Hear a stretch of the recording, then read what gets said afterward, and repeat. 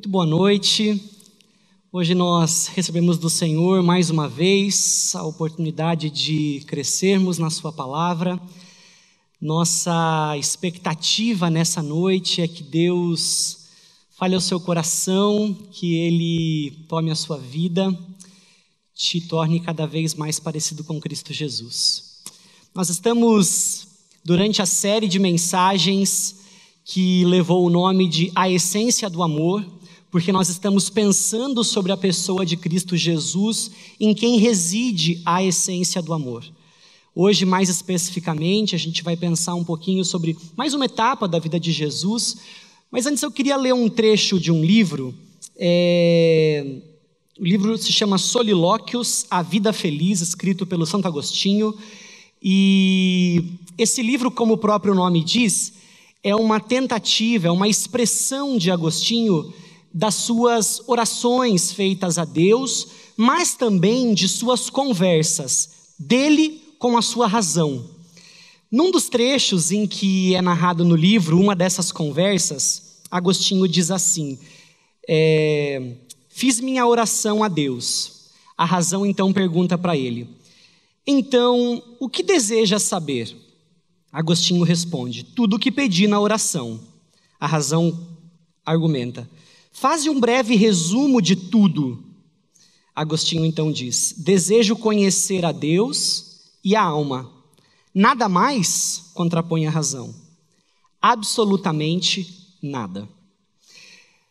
É muito interessante porque quando Agostinho tenta resumir o significado do seu desejo mais profundo, ele diz conhecer a Deus e conhecer a alma. E a razão diz: nada mais? Absolutamente nada. Ele também poderia ter dito algo como: só tudo isso.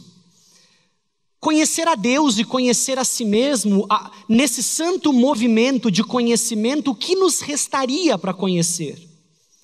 Se a palavra nos exorta para que conheçamos a Deus e prossigamos em conhecê-lo, mas um Deus infinito, um Deus eterno, demanda então de uma eternidade para conhecê-lo. Esse alvo, esse objetivo grande de Agostinho, conhecer a Deus e conhecer a alma, era um projeto de toda uma vida. Mas a ordem é especialmente importante, porque ele diz conhecer a Deus e conhecer a alma, num movimento contrário àquilo que muitas vezes é proposto. Quantos de nós já não foram desafiados a um autoexame e foi dito então que nós deveríamos mergulhar em nós mesmos num movimento de introspecção para encontrar respostas sobre quem nós somos? Mas o que é proposto aqui é conhecer a Deus e conhecer a alma. Isso porque o conhecimento de Deus vai revelando quem nós somos. É impossível um autoconhecimento, um conhecimento de si mesmo, sem que antes nós tenhamos conhecido a Deus. Por que isso? Porque no texto de hoje, o texto que nós vamos estudar, é um texto muito interessante, em que Jesus é posto sob uma tentação.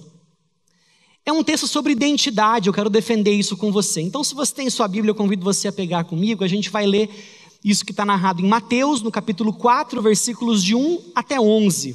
Mateus 4, de 1 a 11, é dito assim: então Jesus foi levado pelo Espírito Santo ao deserto para ser tentado pelo diabo. Depois de jejuar 40 dias e 40 noites, teve fome.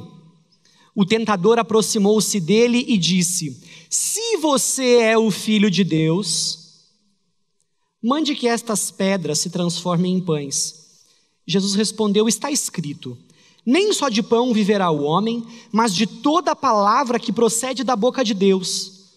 Então o diabo o levou à cidade santa, colocou-o na parte mais alta do templo e lhe disse: se você é o Filho de Deus, jogue-se daqui para baixo, pois está escrito, ele dará ordens a seus anjos a seu respeito, e com as mãos eles o segurarão, para que você não tropece em alguma pedra. Jesus lhe respondeu: também está escrito, não ponha à prova o Senhor, o seu Deus. Depois o diabo o levou a um monte muito alto e mostrou-lhe todos os reinos do mundo e o seu esplendor. E lhe disse: tudo isso lhe darei, se você se prostrar e me adorar.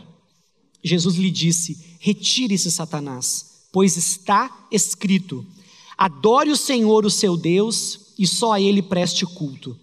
Então o diabo o deixou, e anjos vieram e o serviram. Esse texto é um texto importante porque esse texto é uma declaração de identidade de Jesus. Motivo pelo qual eu dei o nome dessa mensagem de identidade de amor.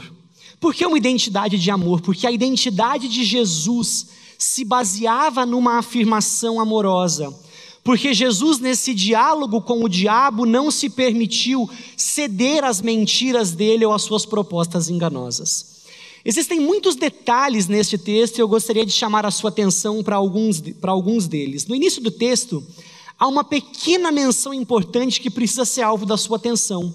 O texto diz que Jesus foi levado pelo Espírito ao deserto. Perceba que essa ocasião, esse lugar, essa experiência que Jesus experimentaria, não foi uma experiência preparada pelo diabo, mas foi uma experiência conduzida pelo Espírito de Deus. Deus preparou um caminho para que Jesus se aproximasse de um contexto de tentação. Veja que isso deveria gerar algum espanto em você. O Espírito de Deus conduzindo Cristo Jesus para a tentação. Isso nos mostra que muitas vezes na nossa vida nós passamos por experiências que de cara nós repreendemos, nós resistimos, quando por trás delas está o próprio Deus nos encaminhando, nos conduzindo, para que de alguma forma nós possamos tirar algo de bom dessa experiência, mesmo uma experiência de tentação como aquela que Jesus passou, porque o Espírito de Deus havia conduzido Cristo Jesus para aquela experiência. Não foi o diabo quem preparou aquela experiência, foi o próprio Deus. É interessante ver que algumas expressões se repetem no texto. Todas as vezes que o diabo inicia o diálogo ou uma nova proposta para Jesus, ele diz: se você é o Filho de Deus, e ele começa a sua proposta. No entanto, logo em seguida dessa proposta, há uma nova expressão que também se repete, que é a expressão de Jesus dizendo: está escrito. Essa expressão, que foi traduzida como está escrito em português, na língua grega é gegraptai. E é muito interessante a perícia com que o autor registrou as palavras de Jesus. A língua grega é uma língua muito diferente em alguns aspectos da língua portuguesa. Embora ela também tenha os tempos passado, presente e futuro, como no português, os tempos verbais no grego não têm o objetivo de comunicar o tempo. É estranho, mas eu acho que eu vou conseguir explicar para você. Os tempos verbais no grego tentam comunicar o aspecto de uma ação, o jeito como aquilo acontece. No entanto, só existe um tempo verbal grego que tem a sua proposta de afirmar o tempo precisamente, que é o presente. O tempo que foi escolhido por Mateus para registrar a fala de Jesus. Está escrito. Note que Jesus não disse, foi escrito, porque ele o tempo todo se vale de uma citação de textos do Antigo Testamento. Mas ele diz, está escrito. Ele não diz, foi escrito, ele não diz, estava escrito, ele diz, está escrito. Mas com que intenção? Esse tempo, na língua grega, tem a intenção de dizer de algo que tem valor na ocasião da sua escrita, mas também na mente de Jesus era para que aquelas pessoas que o ouvissem falando entendessem que não somente teve valor na ocasião em que foi escrito, mas também teve valor na ocasião em que Jesus falou. E mais do que isso, continua tendo valor para mim e para você quando lemos o mesmo texto hoje. Por que isso? Porque diante de cada uma das tentações pelas quais Jesus passou, ele recorreu à palavra de Deus. E de forma meio oculta, ele nos deixou ensinado que cada um de nós também pode recorrer a esta mesma palavra. Porque o mesmo valor que a palavra tinha na ocasião em que foi escrita no Antigo Testamento, era o mesmo valor na ocasião em que Jesus citou, e continua tendo o mesmo valor para mim e para você hoje, quando nós lemos. De forma que assim como Jesus se valeu dessa palavra para resistir às tentações, nós também podemos nos valer da mesma palavra para resistir às tentações. E note que as propostas do diabo vieram em direções muito distintas. O texto vai dizendo que ele se aproxima de Jesus e diz: se você é o Filho de Deus, mande que estas pedras se transformem em pães. Ou seja, o diabo se aproxima de Jesus numa proposta, numa tentação de ordem física. Depois de 40 dias, Jesus deveria estar fisicamente fraco e naturalmente com fome. Isso se configura uma tentação real. Mas mesmo diante de uma tentação de ordem física, Jesus recorre à palavra de Deus para rebater essa tentação. Jesus não se vale de nenhum subterfúgio ou de nenhuma garantia humana diante de uma tentação de ordem física. Ele olha para a palavra e encontra na palavra de Deus, naquilo que Deus havia dito, um recurso poderoso para resistir à tentação, mas sobretudo para resistir ao diabo. Todas as vezes que nós passamos por uma experiência, mesmo de ordem física, existe um recurso poderoso disponível para nós. Porque lembre-se, Jesus não disse estava escrito, ele diz está escrito, para afirmar que o mesmo valor que a palavra tinha para ele tem para nós hoje, de forma que hoje você pode, num contexto de tentação física, recorrer à palavra de Deus, para encontrar nela um recurso poderoso para te ajudar a lidar com a tentação. O texto continua e é dito que o diabo leva Jesus à cidade santa, o coloca na parte mais alta do templo e lhe diz: se você é o Filho de Deus, jogue-se daqui para baixo, pois está escrito, ele dará ordens a seus anjos a seu respeito, e com as mãos eles o segurarão para que você não tropece em pedra alguma. Mais uma vez, o diabo se aproxima de Jesus numa tentação agora de ordem emocional. Proteção diz respeito a algo que todos nós precisamos. Quando eu me mudei para cá, uma das primeiras perguntas que os meus pais me fizeram foi: onde você vai morar? É num condomínio fechado? Por quê? Porque todos nós nos vemos diante de um contexto, estamos diante de um contexto de uma sociedade violenta e procuramos proteção. Todos nós queremos proteção. Muros altos, cercamos nossas casas com muros altos, nos mudamos para condomínios, os nossos carros, nós quando paramos no farol, o que a gente faz? Vidro sobe. Porque nós nos sentimos inseguros. Isso é algo da nossa natureza, a nossa realidade. Nós olhamos para o contexto em que estamos inseridos e temos medo. O diabo se aproxima de Jesus com uma proposta de ordem emocional, dizendo: existe proteção disponível para você. Há um atalho para que você se sinta seguro, protegido, amparado. Mas Jesus, mais uma vez, decide não ceder à proposta do diabo.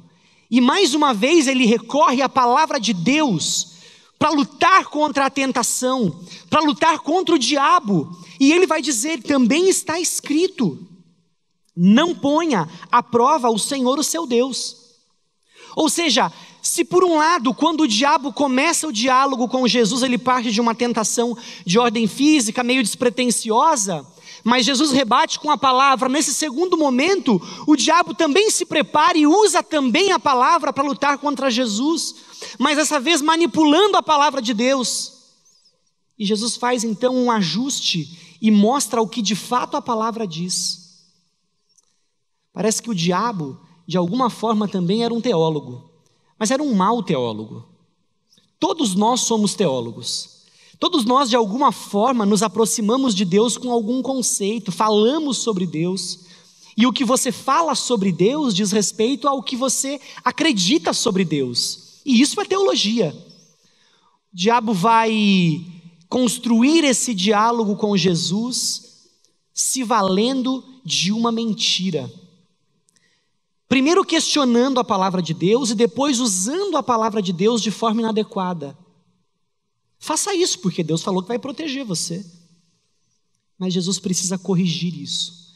Diante de uma tentação de ordem emocional, Jesus recorre à palavra de Deus para encontrar recurso poderoso para resistir à tentação e para resistir ao próprio diabo. Quando você se encontra diante de um desafio emocional, quando você lida com as suas próprias instabilidades emocionais, a que você recorre? Quando você se encontra num contexto emocionalmente abalado, instável, onde você encontra refúgio, onde você busca proteção. O nosso mestre buscava na palavra de Deus proteção, buscava na palavra de Deus sua segurança, buscava na palavra de Deus esse alicerce sobre o qual ele podia construir a sua vida. Se o nosso mestre fez isso, eu creio que nós também devamos fazer. Mas o texto não para por aí, vai dizer que o diabo então leva Jesus a um monte muito alto, mostra-lhe todos os reinos do mundo e o esplendor desses reinos, e lhe diz: tudo isso lhe darei, se você se prostrar e me adorar. O diabo teria poder para fazer isso? O diabo teria poder para oferecer um reino deste mundo para Jesus? Não, porque ele é mentiroso, ele mente desde o início, e ele é o pai da mentira. Nós cantamos aqui que o nosso Deus, ele destrói as mentiras para nos encontrar. Se por um lado o diabo se aproxima de nós com mentiras, com propostas mentirosas, por outro lado nós podemos nos apegar e confiar num Deus que tem em sua palavra a verdade, que tem verdades ditas a nosso respeito, e numa tentação de ordem agora espiritual, Jesus olha para essa tentação e ele precisava decidir em quem ele acreditaria. Se ele acreditaria na palavra de Deus ou se ele acreditaria na palavra do diabo. E a decisão de Jesus, mais uma vez, é acreditar na palavra de Deus. A decisão de Jesus, mais uma vez, é de se aproximar daquilo que Deus havia dito e confiar naquilo que Deus havia dito. E ele rebate então: retire-se, Satanás, pois está escrito: adore o Senhor, o seu Deus, e só a Ele preste culto. Então o diabo o deixou, e anjos vieram e o serviram. Note que Jesus, diante de uma tentação de ordem espiritual, se vale da palavra de Deus para rebater tanto a tentação quanto o diabo. Jesus não recorre a recursos humanos, Jesus não recorre à sabedoria desta terra, aquilo que os homens eram capazes de fazer. Ele olha para a palavra de Deus, encontra algo que Deus diz e responde com aquilo que Deus diz. Mais uma vez, Jesus mostra o valor, o supremo valor que ele via na palavra de Deus para lidar com tentações de ordem física, de ordem emocional e também de ordem espiritual. Jesus ele não descreda a palavra, ele não duvida da palavra. Mas por que essa ideia de identidade? O texto parece mostrar muito mais um diálogo celestial do que uma afirmação sobre identidade. Talvez, se você não esteve aqui no domingo passado, eu quero desafiar você a entrar na nossa página do YouTube e assistir as pregações de domingo passado. O pastor Alexandre e o pastor Daniel Reis pregaram aqui sobre o texto do batismo de Jesus, que é narrado no capítulo imediatamente anterior a este que nós estamos lendo. E se você tem sua Bíblia, eu quero convidar você a voltar um pouquinho no texto, ir lá para Mateus capítulo 3, e ver o último versículo de Mateus capítulo 3, porque é nesse episódio do batismo de Jesus existe uma declaração sendo feita. É dito assim no versículo 17: então uma voz dos céus disse, na ocasião do batismo de Jesus: este é o meu filho amado, em quem me agrado. Quando Jesus é batizado, Deus olha para Jesus e diz: este é o meu filho amado, em quem eu me agrado. Como o diabo se aproximava de Jesus para apresentar a sua tentação? Se você é um filho de Deus, e ele construir a tentação.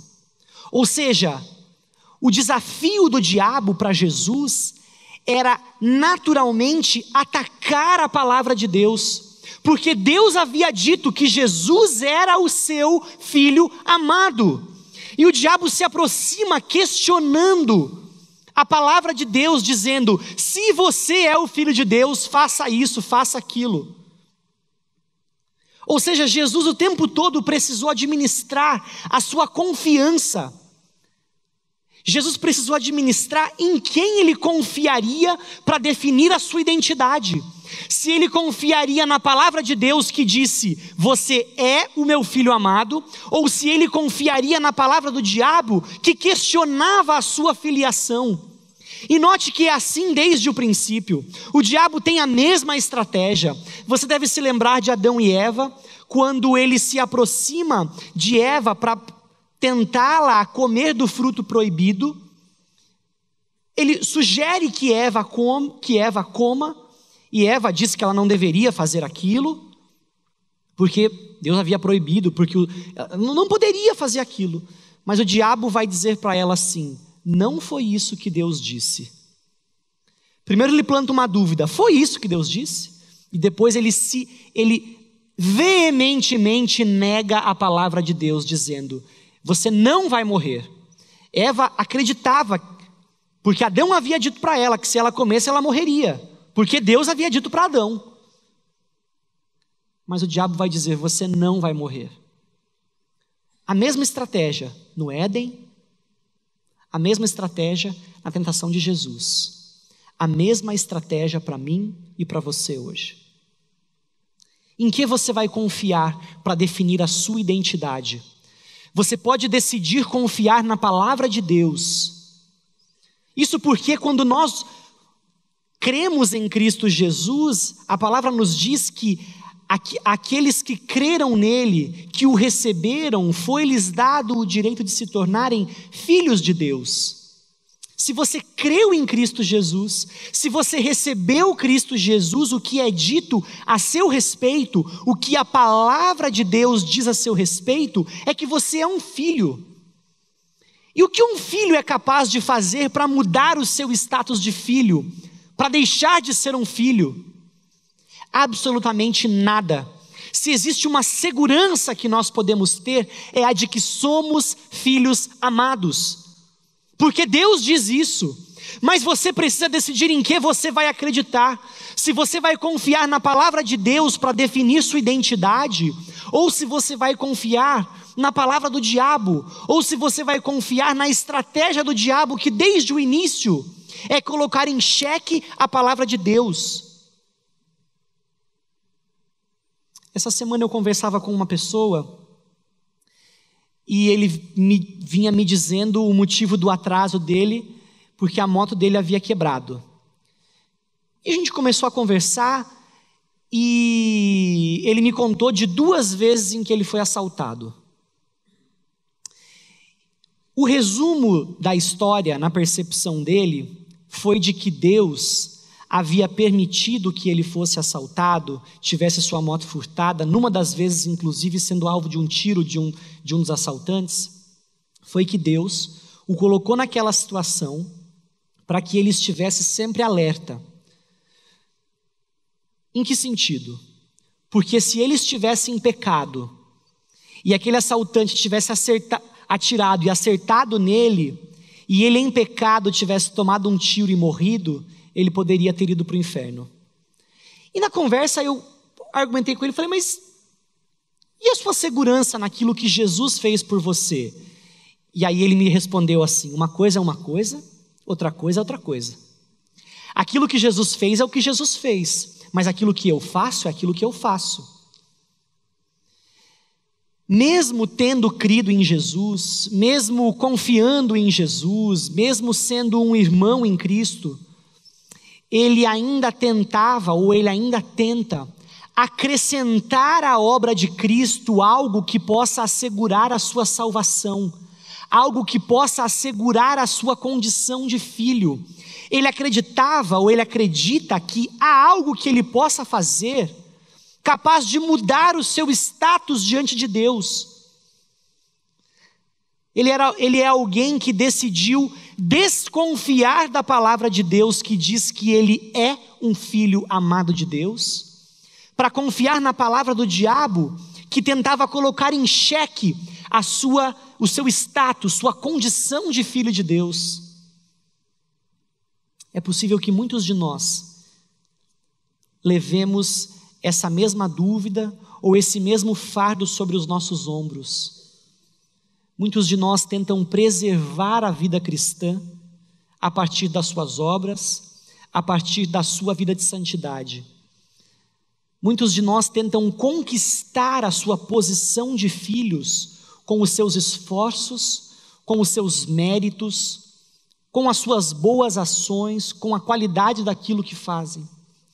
Mas esse é um movimento de escravidão. Isso significa desconfiar da palavra de Deus. Aquilo que Deus diz a nosso respeito é que se cremos em Cristo Jesus, somos filhos de Deus. O diabo não é poderoso para mudar essa condição. Nossos pecados não são poderosos o suficiente para mudar essa condição. Nós somos filhos amados de Deus, se estamos em Cristo Jesus. Isso precisa libertar você desse peso que talvez você carregue, de buscar a aprovação de Deus. Você está aprovado diante de Deus, porque quando Ele olha para você, Ele vê Jesus, Ele não vê você mais, porque você morreu, e hoje a sua vida está escondida em Cristo. Porque já não é mais você quem vive, é Jesus que vive em você, e a vida que você vive agora, você vive pela fé no Filho de Deus, que por você morreu, se entregou, mas também ressuscitou para que você tivesse vida com Ele. Em que você baseia a sua identidade?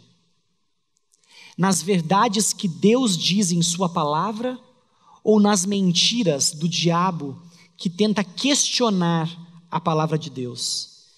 Em que você baseia a sua experiência com Jesus? Naquilo que Deus diz ou naquilo que o diabo questiona? Você precisa sair daqui hoje convicto de que a sua condição de filho é assegurada por Cristo Jesus. E exatamente como base dessa convicção está a sua percepção sobre a palavra de Deus. Jesus, diante das suas tentações, recorreu à palavra de Deus.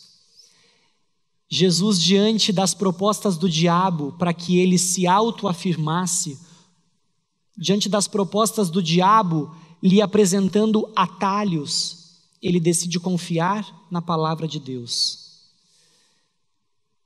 Que você nessa noite olhe para a palavra de Deus como a sua seguradora desta condição de filho amado de Deus. Você é um filho de Deus, se você crê em Cristo Jesus. Amém? Quero convidar você a curvar sua cabeça e a orar. Deus de amor, nós queremos trazer à memória essa convicção. Nós queremos manter o nosso coração cativo àquilo que Tua palavra nos diz.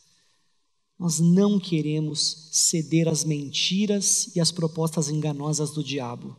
Nós queremos confiar em Ti. Nós queremos que a nossa mente e o nosso coração estejam tão conectados à Tua palavra, de forma que aquilo que nós pensamos a nosso próprio respeito condiga com aquilo que o Senhor pensa e diz a nosso respeito. Tira, ó Deus, o peso que muitos de nós talvez carreguem com suas dúvidas acerca da condição de filhos. Deus, nós queremos viver nessa santa dinâmica de amor contigo, acreditando na Tua palavra, Deus. Renova em nós hoje, Pai, mais uma vez, um profundo compromisso com Tua palavra, pois o nosso coração só pode estar seguro daquilo que o Senhor diz a nosso respeito se nós tivermos um contato profundo com Tua palavra, Deus. Por isso, planta em cada coração aqui, Pai, este compromisso profundo, este desejo, esse compromisso diário, Deus, de leitura da Tua palavra. Nós precisamos do Senhor para isso, em nome de Jesus. Amém. Que Deus te abençoe.